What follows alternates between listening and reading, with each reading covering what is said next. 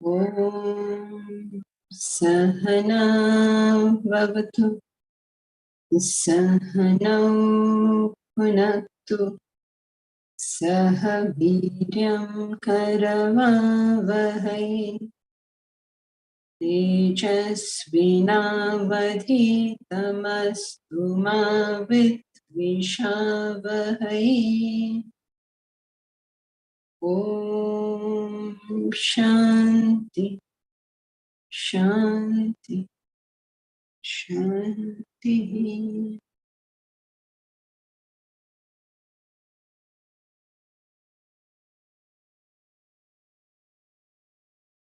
Together we chant Bhagavad Gita, chapter 10, verses 31 to 40.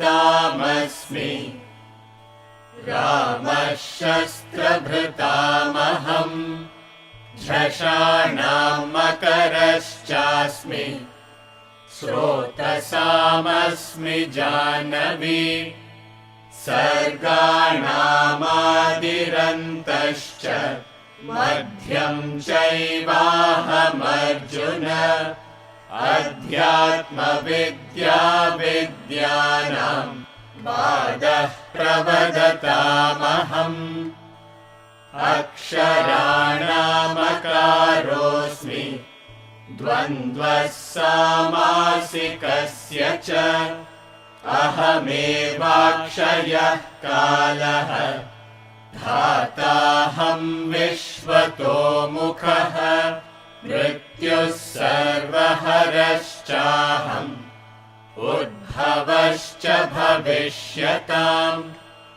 Kirti Shrirvacha Narinam Smritirmedha Dhritikshama Brihat Sama Tatha Samnam Gayatri Chandasamaham Masanam Margashirshoham Ritunam Kusumakaraha Dyutam Chalayatam-asmi Tejas Tejasvinamaham Jayosmi Vyavasayosmi Sattvam Sattvavatamaham Vrishninam Vasudevosmi Pandavanam Dhananjayah Muninamapyaham Vyasaha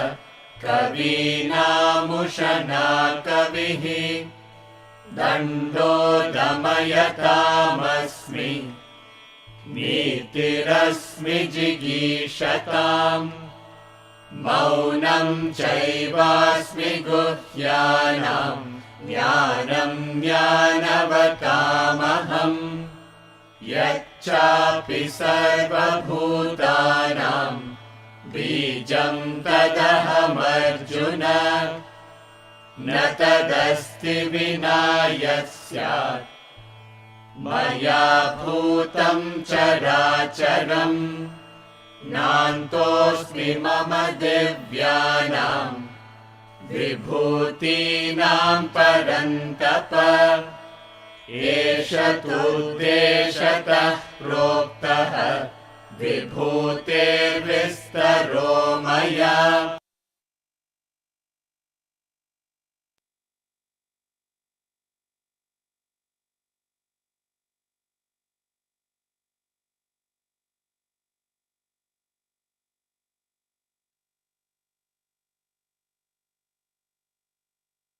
Any questions on what we have done so far?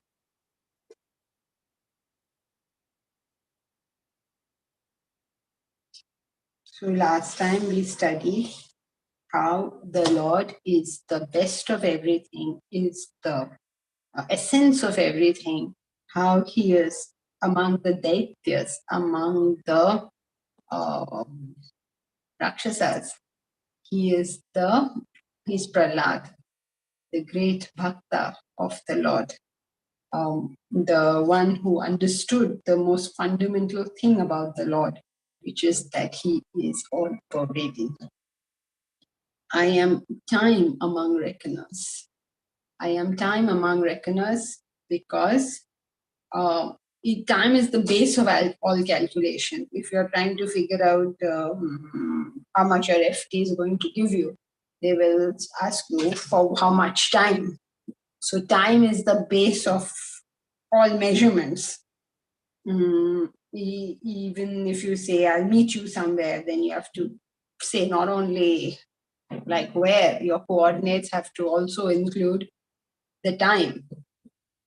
Of beast, I am lion, because the lion is considered the king of beasts, because he's considered the king of beasts because he's self-sufficient. He's not dependent on anyone. He walks his own path. So he's considered to be, he doesn't have to run away because somebody has come. He's just himself. Vainate of birds. Among birds, I'm Garuda. You know, Garuda is the Vahan of Vishnu. He's the white eagled, he's the white-necked eagle. And he's supposed to be the Vahan, the vehicle of Vishnu. He became the vehicle of Vishnu because it was a boon that Vishnu asked from him during the time, the time of stealing the Amrit. So, like fire was supposed to be stolen from the heaven, Amrit was also stolen. And in Greek mythology, Prometheus went to the heaven and stole fire. So here, Garuda flew to the heaven and stole Amrit. So, Vainateya, that is Garuda, who is the vehicle of Vishnu. In other words, we can all be vehicles of Vishnu. All it requires is, as Rabindranath Tagore puts it, where tireless arms spread out towards perfection. If you're willing to work for the higher, you become a vehicle of Vishnu. Are you willing to sublimate your individuality, your personality to something higher, something greater? Or do you want to just live in your own comfort zone? How much are you willing to stretch? How much are you willing to sacrifice? That makes us the vehicle of Vishnu. There are some parts of the spiritual sadhana which are very comfortable, very relaxing. Coming to class, I think you all must be enjoying it. So that's why you probably come repeatedly. This is the good part. Then there are some not so good parts. They're difficult parts. How much of the difficult parts are we willing to do? So the more we can stretch ourselves with with tireless striving, stretches its arms towards perfection, we become vehicles of the Lord. And every one of us is capable of it. It's not that some people are blessed to be a vehicle of the Lord and some are not. There's no such thing, right? It's not like the grace of the Lord has descended on someone and not on others. No such thing. Each one of us has that capacity. We begin by being a vehicle of the Lord. It's the stepping stone to uncovering the Lordship. So first, through our virtue, through our purity, through our... See, this is how they show, like Prometheus goes to the heavens, steals the fire. Garuda goes to heaven, steals the Amrit. And for whom are they doing all this? Why are they putting in all this tremendous effort, going right up to heaven and coming back? It's not for themselves. It's always for the people, for the general welfare. So whenever you get inspired with that, get inspired with some cause beyond yourself, you start doing what other people call miracles.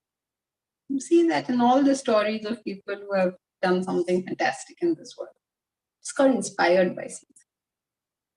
The rest of us are very happy in our cocoons. Just let's stay here. So good, no? Especially the worst thing is Vedanta. Because the moment you come into Vedanta, everything becomes so comfortable that you're just happy and relaxing and thinking that we're doing something noble. When actually all we are doing is being tamas because we're just relaxing. So it's very frightening. In the Gita, he warns us about that. He says, the bondage of sattva is happiness. Just so happy. Everything is so content. You're happy. You don't see the need to do anything. So then we stagnate. We have no idea what is going on with life. So he's given as an example Vainatiya. Vainatiya because his mother was Vinita. That's why he's called Vainatiya, like Partha, because his mother was Prutha. So Partha. Okay, so verse 30 clear. Let us move on to 31. Anyone has any question? 30 is clear. Okay, 31.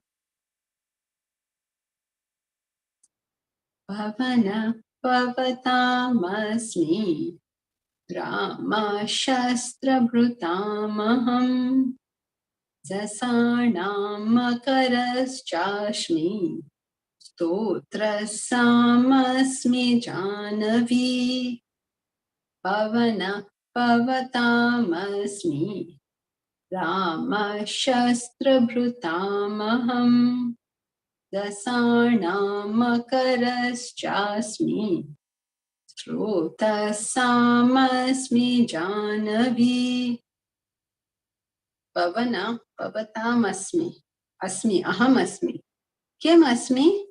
Among the Pavatam. Pavatam is the purifiers. I am Pavana. Pavana is the wind. Amongst the purifiers, I am the wind. Amongst the Shastra Bhrutam, the holders of the weapons. In other words, warriors. I am Rama. Sasanam Makaras Chasmi. Among the fish, I am the shark.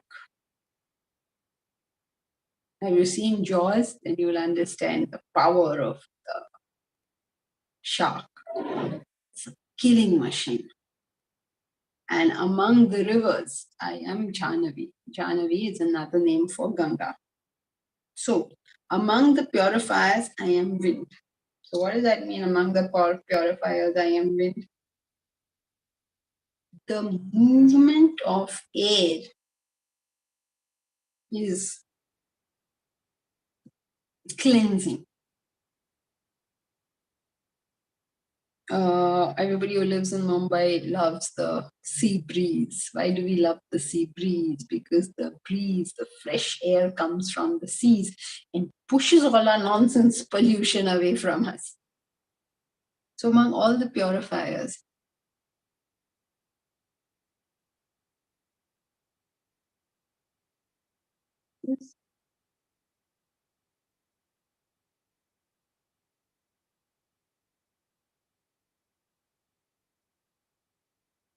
I've become more aware of this, and it's forced me to think about my thought and make uncomfortable but fulfilling decisions.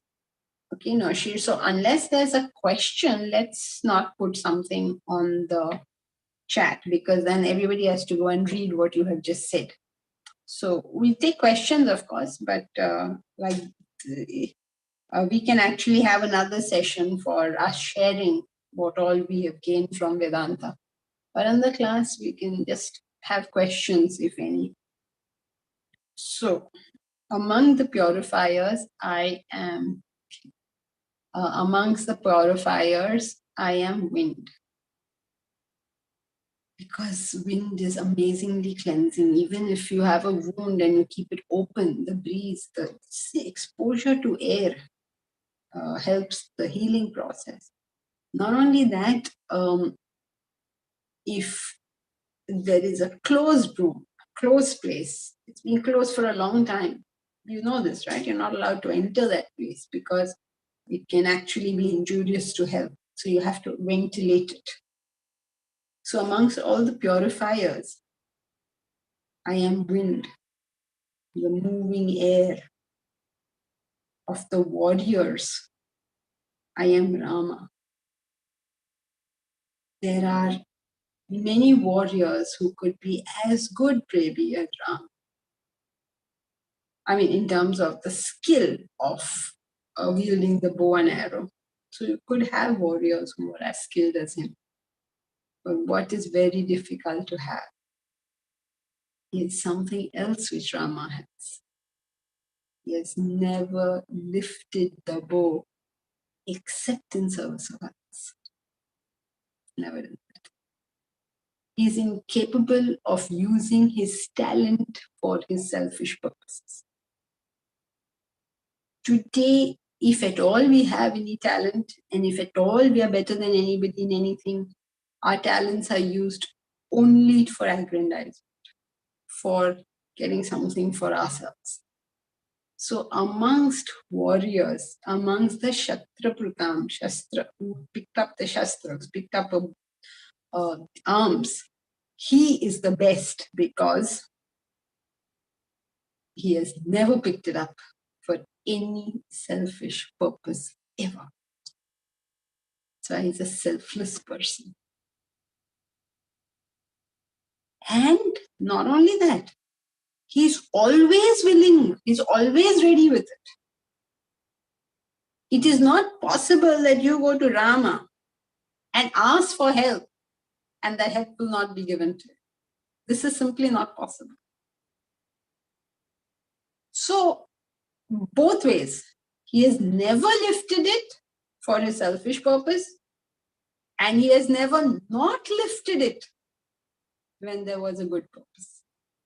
Never did he say, abhi koi aur dekh lega. Never said that. Always did it. So amongst warriors, I am Rama. Now, if you study other commentaries, if you listen to other speakers, you will realize that you will be told that Rama here, what Varsha, when he went behind the golden deer, what about it? Wasn't that for his own purpose?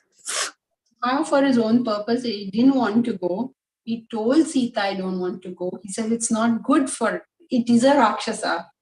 We know it is a Rakshasa. Right. You're not going to get anything out of this. He, pleaded with her, this is not meant for you. But she insisted.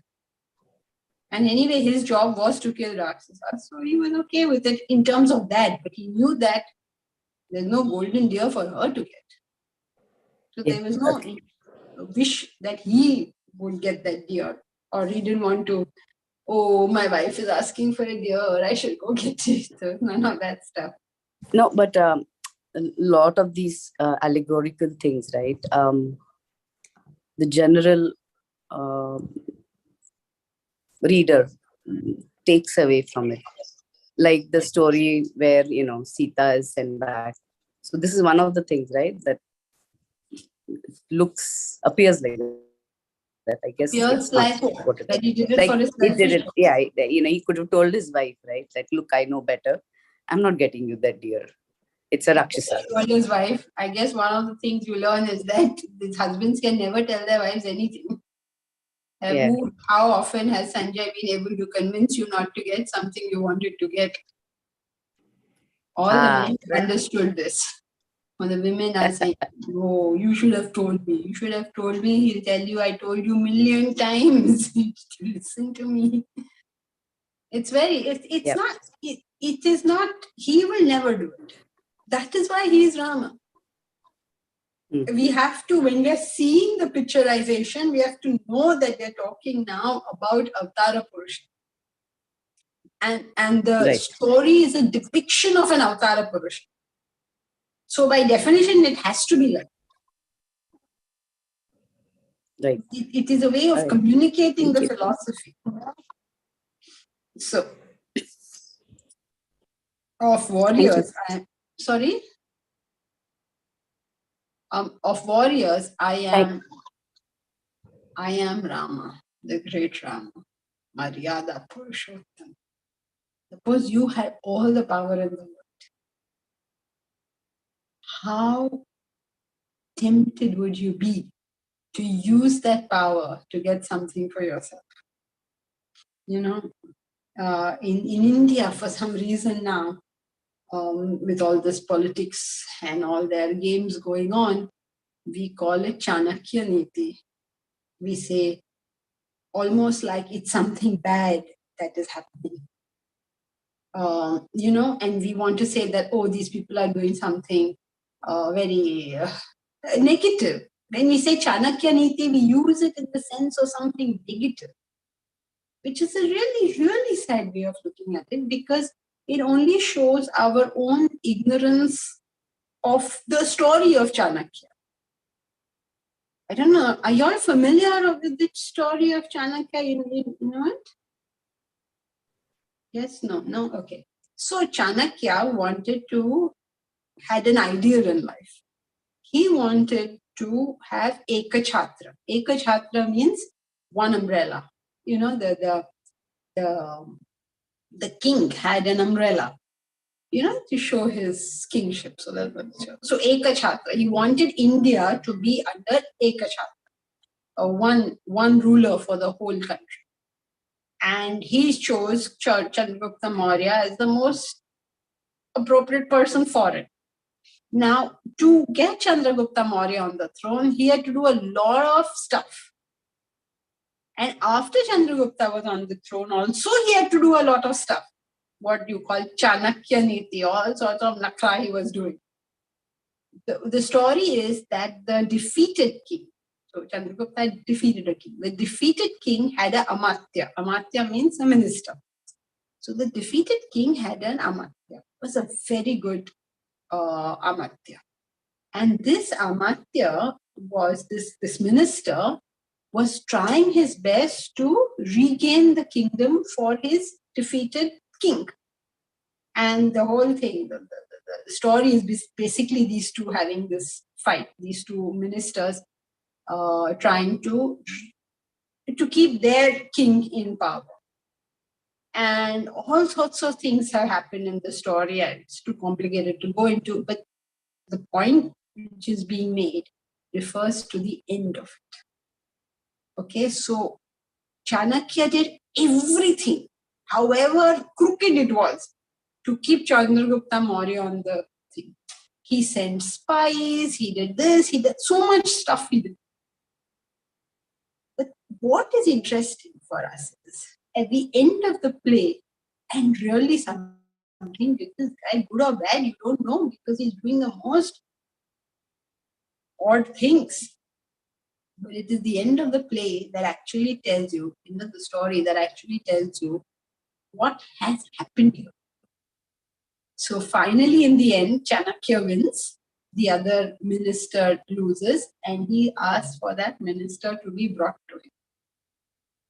Okay, this is like the finishing touch. Because if he was able to kill that other minister, there is no way that king is ever going to try any stunt with Chandragupta Maurya, because only that minister knows how to play this game. Only the politicians know, right, how to play the game. So that minister is brought and thrown in front of Chanakya. And Chanakya tells him, like, now he knows that the end is there. He's going to be executed. So Chanakya tells him, he picks him up and he tells him that I am leaving now. And it is my prayer to you that you be the Amatya for Chandragupta Maurya. The prime ministership of this land is yours because you are the most deserving person for it.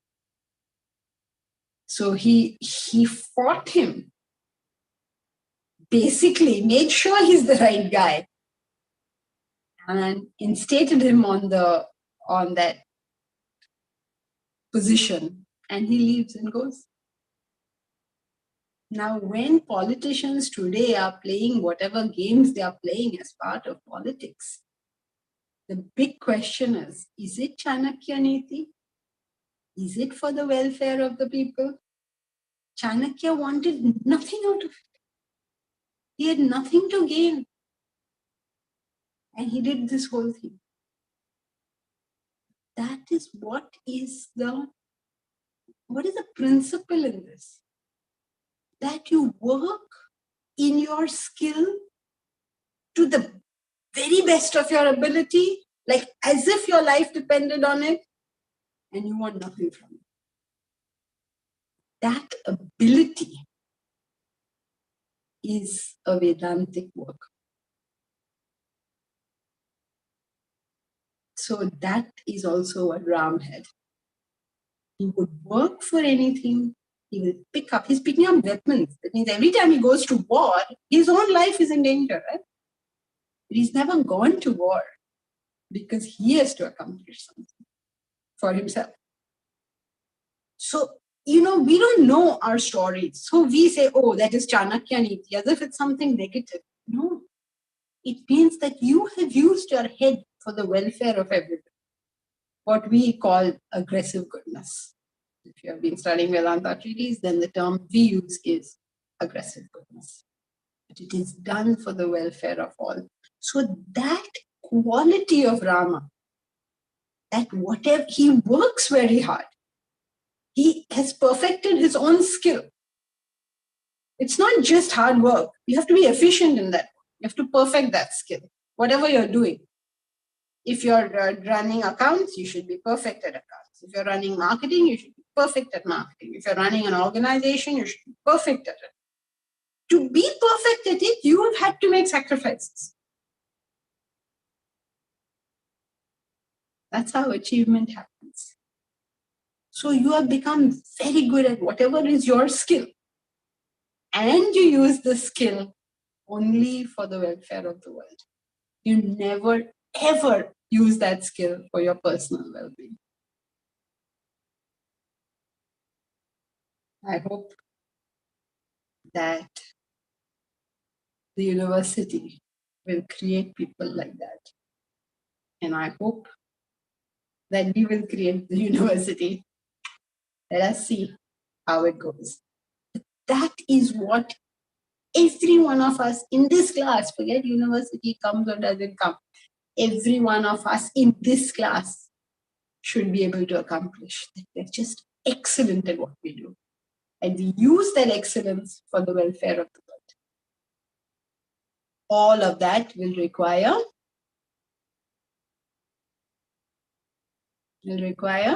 Effort. Chanakya require effort, sacrifice, Selflessness. selflessness. Selflessness may be too much. This is where we want to reach. But are we just becoming very, very good at what we do? Whatever it is we're doing, are we doing it perfectly? He will tell us the quality of the bhakta in the 12th chapter. The quality is dakshaha. Dakshaha means skillful, prompt, precise, making mistakes all the time. So, when we are studying Vedanta, we must know that we have to lift ourselves up. We not have to just sit down and relax. Oh, how sweet, how nice. We are all such nice people. Lift yourself up in every possible way you possibly can. That is the ideal of Rama. That is why he's known as Maryada Purushottam. Maryada. What is Maryada? That total control over yourself. And so when you do anything, that total control reflects itself in your excellence. What is it? I have perfect control of myself, but I don't do anything. Then it doesn't count. Oh, I have perfect control over myself, but I make so many mistakes in my work. It doesn't count. I am shark among the fish. I am the king of the fish. Okay? Shark like the lion, the king of the. It's the topmost predator, right? So it can go freely anywhere. That is what is comparable with a spiritual sadhak. Go freely anywhere, the top of the chain. Of rivers, I am Jahnavi. Jahnavi is another name for Ganga. Now, why Jahnavi? Why can't he say Ganga over here? We all know Ganga. Now, why say Jahnavi? Jahnavi because it comes from Janu. Janu is the thigh. The Janu is the thigh of the sage from where Ganga is supposed to have come. So that's why she is called Jahnavi. Now, you've all heard this, that go and do dubki in Ganga or sab paap dhul jayenge. And so many people go to the Ganges and put their head under it in that freezing cold water and say ki sab paap dhul gaye. Now we are free, we can come back and do some more paap. But all these things are allegorically represented. In our most beautiful country, we realized and accepted that everybody is not an intellectual. Everybody cannot be told things the way we tell it in class. So we created a culture that communicated Brahmavid. The whole culture communicated it, not just, people didn't just have to go to school to learn it.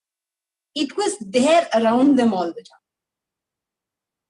So one of the ways that they did that was in these places. They located it in places. So they said the river Ganga is a very pure river.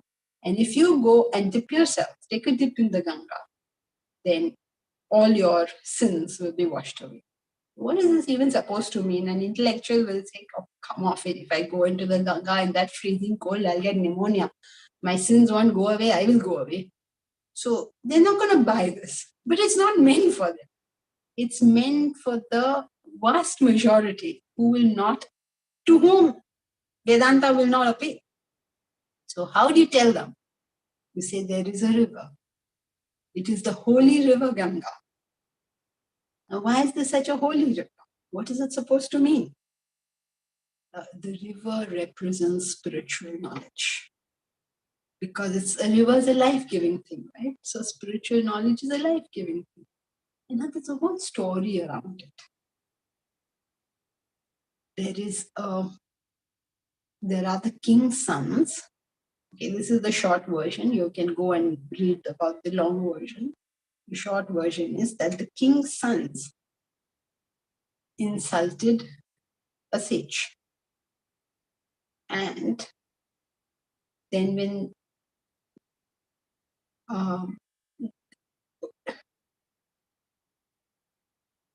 these stories are so long and complicated, one really doesn't know how much of it to get into. But anyway, the king had many sons, and they went and insulted the sage during a yajna. And one of the sons of the sage was lame. So he couldn't go down to Patal Lok with all his other brothers at their speed. And therefore he wasn't there when the sage was insulted. So when he reaches there, he sees that all his brothers have been reduced to ashes. And he understands it's because the sage has been insulted. Because if you go insult a sage, he'll just burn you to ashes. So this lame brother doesn't know what to do. So he tells the sage, please forgive my brothers, please bring them to life. He says, I can't bring them to life like that, but I can reduce the curse if you want.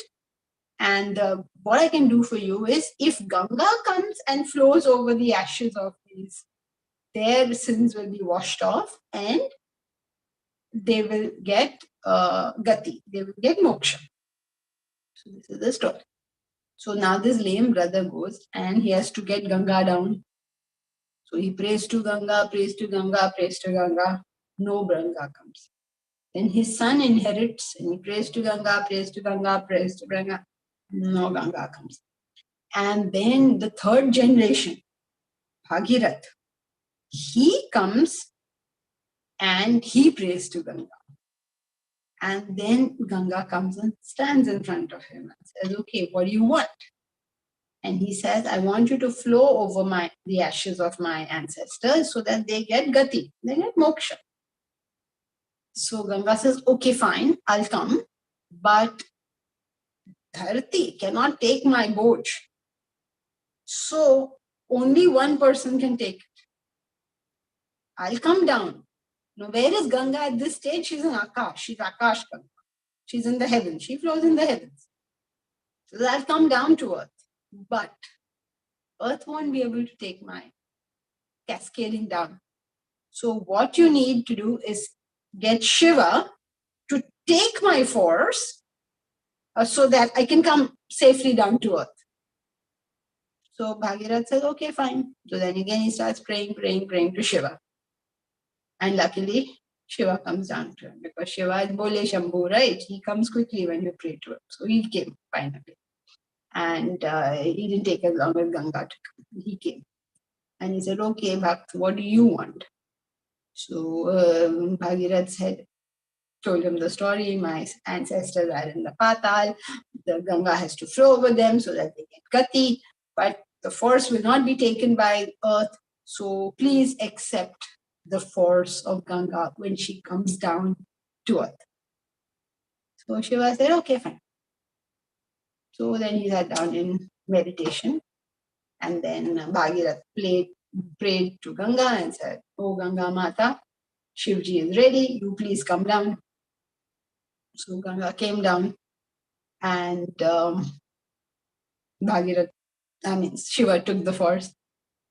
And Bhagirath is waiting that the Ganga will flow over my ancestors and they'll get gati. But while he's standing there in Patal waiting for Gangas to come, no Ganga came. He said, Arey, ab ye kya ho gaya? Then again he started worshipping. He found out Ganga has come. Then where is the problem? That she is stuck in Shiva's locks. Because he took her force. So she said, so then again he's praying to God, Shivji, please come. Again Shivji opened his eyes from his meditation and said, yes, but what would you like? He said, release Ganga for heaven's sake. She's stuck in your locks. He said, oh, you want her out also. You told me take the force. I took the force. Oh, you want her to come out. So, okay. So then the story goes, he allows Ganga out of his locks in little trickles. And these little trickles go slowly. Even now, if you go to the mouth of the Ganges, in the very beginning, you'll see that Ganga comes out in little trickles.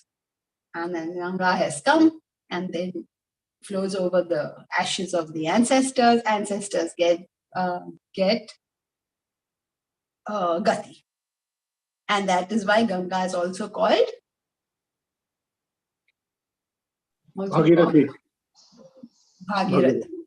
Because she is considered his daughter, because he brought her. So he's also called Bhagirathi. Now this is a seemingly absurd story. What is all this? Are we supposed to pay attention to all this sort of thing? What it means is Akash Ganga means spiritual knowledge is up in the sky somewhere. To be able to bring it down to our level requires a tapasvi. Only the great tapas of Shiva can afford to take that force of the Ganga coming down. But when he gives it out to the world, he has to give it in little trickles because the world cannot take it. You cannot go on offloading your knowledge to the whole world, then collapse. So to be able to take the knowledge requires the great tapas of Shiva. And to give it out means you give it out in very small doses. Spiritual knowledge has always to be given in very small doses. And then this knowledge then can benefit the people. Their sins go away. What is it? Sins go away? Sins refers to mental agitations. Where are these mental agitations coming from? They come from our desires. So with the help of spiritual knowledge, our desires and therefore mental agitations, sins are washed away. That is why you go and take a dubki in the Ganga. Now, please do not go around taking dubkis in the Ganga. Instead, get up in the morning and study. That is what the story is trying to tell. If you want to go to the Ganga, go right ahead. No problem with that, but not at the cost of your morning study, please. If you want to gain spiritual knowledge, you need the tapas, Shiva's tapas. Able to withdraw himself from everything and apply himself to the thing that needs to be done. So, of rivers, I'm Chanali, because Chanali or Ganga is associated with, represents spiritual knowledge. That Akash Ganga is now on earth, thanks to the benefit of tapas, and is available for all of us to redeem ourselves from the foolishness that we have created in our past. Jyoti, are you raising your hand? Yeah, I have a question. Go ahead. So we understand the whole significance, but then for people who are still at that level of just following it as a ritual, how is it helping them? Because it was done with the purpose that we cannot give this knowledge to everyone, so we spread it in a way which is understandable to them. But if it's understandable to them just as a ritual and nothing further, how is it helping? Different people at different stages of a spiritual journey have to do different things. But the entire spiritual journey is just one thing. There is nothing else in the spiritual journey. And that one thing is the remembrance of God. That's all you have to do. Nothing else to be done here. So there are multiple ways of making you perceive the existence of God. When your intellect is low, these stories make you think of it. Then you take on a pilgrimage. You go to the Ganga. You take your dip in the Ganga. All this thing, from the time that it first occurred to you that I should go to the Ganga, to the time that you actually execute all this and beyond, where has your thought been? All been on the Lord. So they have forced you in some manner or way to think of God. If after all this your intellect does develop and you ask this question, what am I doing this for? Then you will be taught the knowledge. That is why the first part of the Vedas is all ritual, until people say, what am I doing this for? That is Aranyaka. And when you ask the question, then you get the knowledge. That's for those whose intellect gets up, wakes up. Some people stay with it. But it's okay even if they stay with it, because at least you have planted the thought of God, of religiosity, of goodness. You've done all this planting. That is why, as Indians, it's much easier for us to understand, much easier to understand this knowledge. When I tell you the story of Rama, you have some inspiration with it because you know these stories. Mm. Right? If you tell these stories to a Westerner, never heard the story from childhood, it's not the same. So basically, they just sort of plowed the land for us and left it ready for whenever we want to plant the seed.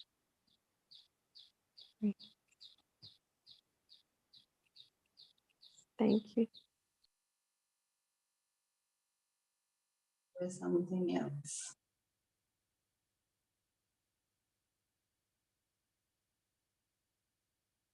Shiva going to the forest represents contemplation needed and the necessary withdrawal. Yes, that's the tapas. Who wants to do contemplation? Of the people who actually come to class, okay? Those who come to class, there is this wide world, okay? Of those people, even if you put out, oh, class is on Sunday morning, blah, blah, blah, they are least interested.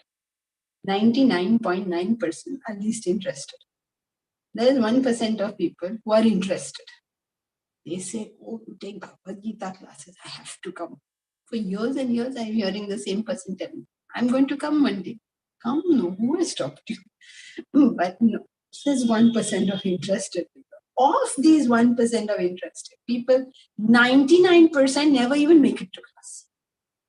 You will yourself see. You will talk to people, be very enthusiastic and say, oh, how are you doing superb thing? And then you are sending them links and saying, come join this, that. Nothing happened. Nobody came. Okay, so 99% will not come. Okay, 1% will arrive at class. Of the 1% who arrive at class, now remember where is Adi Praji can tell us what is the percentage we have reached. So 1% who have arrived at class, 99% will spend no time in their morning studies or any studies. They believe that by coming to class, something wonderful is going to happen. Nothing is going to happen, but we can't dare tell anyone that because they'll stop coming to class. They won't start studying. If you want to gain something, you have to put something. By treating it as by treating anything as an entertainment, you're not getting anything. You want something out of it, you better put something into it. So that's the tapas parat.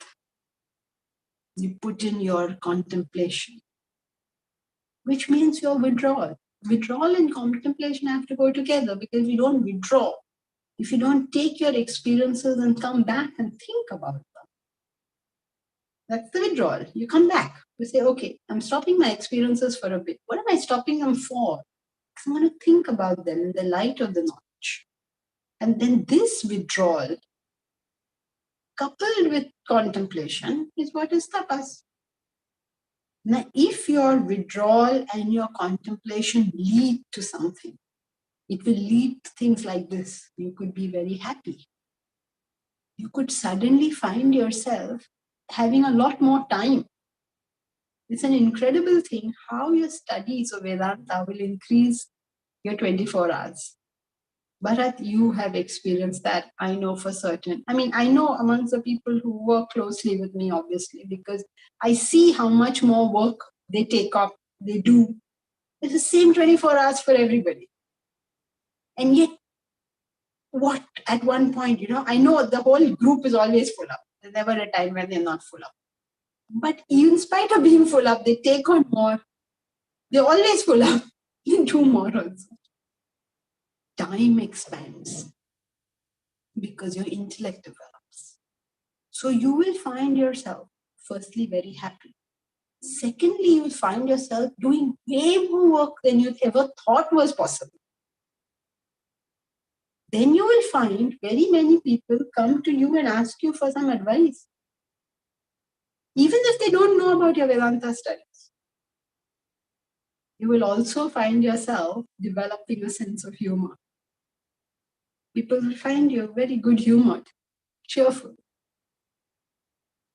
So people will want to be with you, basically. You will see all these results come. You may not relate them to your Vedanta studies. You will find this is happening. And many people have come back and told me, and then I know that at least they're doing some work. No, I shouldn't have told you this, no? No, you can fake it. So, but anyway, Bharat, so yes, his withdrawal, yeah, it basically just sits with the knowledge, stays there, but he gives it out in trickles, very little. Compared to what a teacher knows, the teacher gives out very little. Anything more has to be extracted. Are you okay? Thank you. Yes, thank you. Jankiji, there was something in the chat by Uttara.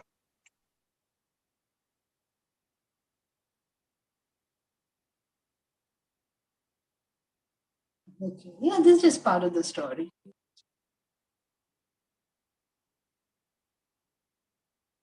Okay, so should we go to verse 32? All okay? Gunjan, are you new? Somehow I seem to think I am seeing you for the first time. Okay, first day? No, I have attended You've been, I can't really hear you. I have attended few more classes before this. Okay. Great. You're okay? Everything is clear? Ji, Janji. So, shall we continue? Does anyone have any question? Okay, so let's do verse 32. Sarganamadishcharantascha madhyam chaivahamarjuna adhyatma vidya vidyanam vada pravadatamaham sarganamadirantascha madhyam chaivahamarjuna adhyatma vidya vidyanam vada pravadatamaham. Sarganam. Sarga means creation. So among creations, aham adi anta madhyam. I am the beginning, middle and end. What a concept. I am the beginning, I am the continuance, and I am the end, says the Lord. In me things begin, in me they exist, and in me they end.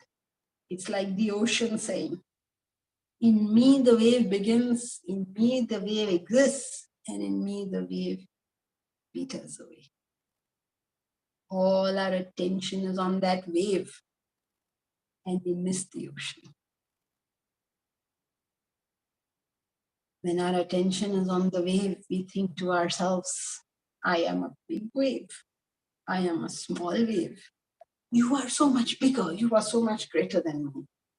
Or you are so much lower than me. You're a small wave. I'm a big wave. Or I'm a small wave. You're a big wave. Oh my God, that wave got over. It's over. Somebody has passed away. Something has petered away. All my attention is on the wave. I forget the ocean. I forget I am the ocean. You don't look at it as the Lord is the beginning, middle, and end. I am the beginning, middle, and end. Me, myself. Why am I associating with the non-me? The wave, even when it claims an individuality, is really nothing but the ocean. It says, I'm a big wave, or it's a small wave. But what is it? It's still part of the ocean. It hasn't left the ocean. It began in the ocean as the wave. It was in the ocean. And when that wave is no more, it is still the ocean. We forget that there is something way vaster than all this manifestation that I see, either about myself or about anyone else. I am the ocean. I am not the wave. You are the ocean. You are not the wave. Am I seeing you as the ocean, or am I seeing you as the wave? Am I seeing you as myself, or am I seeing you as different and distinct and individual? Do I sense the other, or have I dissolved otherness? I see the other so much. It's a very, very sad thing in our country that we have. People are doing all sorts of mad things. And instead of saying that these are criminal acts and we will not allow criminality, we say that community is bad, their book is bad, that everything is bad, because we see the other. Why are we seeing the other? Why do we not understand? When you say this, they say, oh, the Hindus are pacifists. No, we're not pacifists. We'll take action, but we'll take the right action. We'll take action against criminality. We don't take action against community. This is barbaric that we talk about punishing a community for what an individual did. It's barbaric. Your best friend could be from that community. Barbaric to kill somebody innocent for somebody else's fault. So then to be pacifist means say, okay, nothing wrong happened. No, something wrong has happened. It's a criminal act. It should not happen. And we will stop it. But we will punish the person who did it, not everybody and everything. That makes no sense. Why do we do that? Why? All the WhatsApp messages will start, not on our groups, but on other groups, you'll see. So much hate speech, both sides. Why? Because of the sensing of the other. Need not be a community. It could be our own spouse that we talk like that every time we get angry. It could be our own brother, our own sister. But nothing to do with the other. It has to do with the otherness in my heart. And we can create an other out of anything. Just about anything. So, when I see that the waves are merely a manifestation of the ocean, there are big waves. There are destructive waves. There's a tsunami. It's a destructive wave. There are small waves. There are pretty waves. But they're all inherent to the ocean. And if there's a tsunami, we protect ourselves. We deal with it as best we can. But we do understand this is the ocean. Similarly, there are negative people, there are positive people, there are devolved people, there are devolved people. All sorts of permutations and combinations are possible. We deal with them. But we never let go the fact that at the end of the day, it's all the same ocean. The king and the queen and the knight and the pawns are all on the chessboard. They all follow their rules. But at the end of the day, they all go back to the box. So, amongst all creations, I am the beginning, middle, end. And I remember this as I punish people, as I admonish people, as I prevent wrong, as I support the good. Can I remember that it's all part of the same ocean? There is no otherness. Rama is a warrior. He picks up his bow. He'll kill the Rakshasas. But he has no vengeance in his mind. There's no otherness in his mind. You do what you have to do because it is the right thing to do. And you understand it is all the same truth. I am the beginning, I am the middle, I am the end. Don't understand it as Krishna as the beginning, middle, and end. Say, I am, because I am that self. Always, I am. Hari Om, Amongst the Janki ji. knowledges, I am Atmavidya. I suppose you can understand how great a point that is. Did someone say something? Hari Om, Janki ji, this is Ganesh. Yeah, Hari Om Ganesh. So I think Swamiji in his book has mentioned 3 types of action: selfish, unselfish, and selfless. So the last example that you gave is selfless, right? You just do without because you have to do it, with nothing in your mind and heart. Well, you can't have nothing in your mind or heart. It is not possible. Unless you're being a very mechanical actor, you always will have to have something in your mind and heart. Mm-hmm. So the way to be selfish is to do it for the sake, to be selfless is to do it for the sake of the self. Do it for self-realization, do it for spiritual growth. That's the only way to do it. Otherwise, you can't say I'm doing it for no reason. Then that's insane action. Okay. How can you not have a reason? So since we may not be very comfortable with the self, I think spiritual growth and self-improvement is going to be the name of the game. Whatever inspires anyone, take that. But as long as you have a vision beyond a selfish interest, it doesn't matter what that vision is. Thank you so much. Okay, so that is it for today.